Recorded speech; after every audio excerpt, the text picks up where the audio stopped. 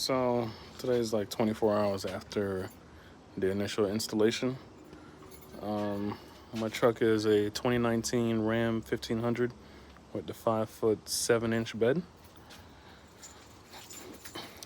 So installation was actually fairly simple.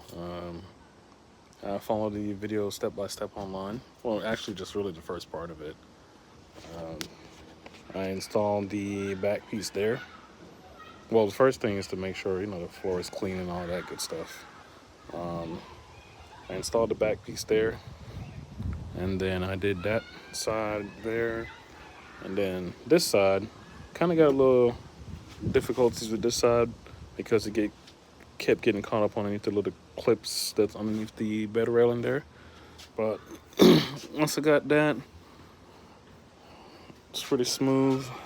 Put the rubber mat down, and then as far as this piece here, just took out 4 screws. Is it 4? 6. 6 screws. And then in the kit, it comes with double-sided tape. And then I stuck one piece here, one there, one here, one here. But I like it so far. It's pretty good. And it looks good, real